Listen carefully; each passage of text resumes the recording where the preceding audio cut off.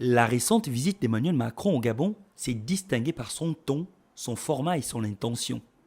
Rien n'y rappelait l'écho de d'autres fois lorsqu'en 1971, la venue de Georges Pompidou prenait des allures de liturgie diplomatique célébrant une amitié proclamée. Le voyage du président français fin novembre 2025 aurait pu n'être qu'un rituel attendu. Il marque au contraire une rupture, le moment où la relation franco-gabonaise s'extrait d'un registre mémoriel pour redevenir un enjeu politique, stratégique, presque existentiel pour les deux nations. Depuis l'éviction des Français du Sahel, l'Afrique centrale a basculé dans un nouvel équilibre. Les influences chinoises, russes, turques ou du Golfe y circulent plus librement et redistribuant les cartes de la puissance régionale.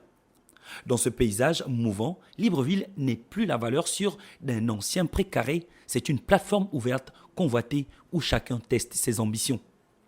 Face à cette réalité, Paris ne peut plus se contenter de ses réflexes historiques, elle doit réapprendre à composer. Le Gabon reste l'un des pays les plus stables de la région, porté par un positionnement maritime décisif, un rôle clé dans la lutte contre la piraterie et un engagement fort en matière de conservation forestière. Mais stabilité ne signifie pas immobilisme.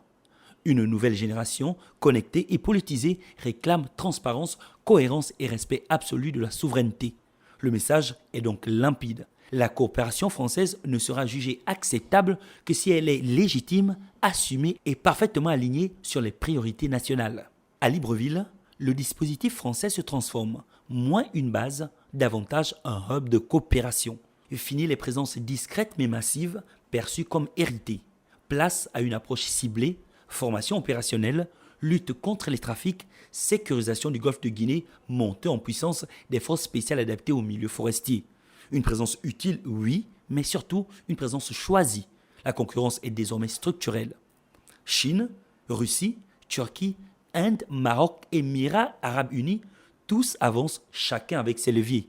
Capitaux massifs, diplomatie économique, offre sécuritaire clé en main.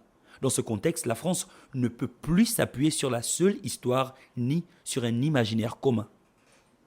Elle doit convaincre par la clarté, la performance et la confiance.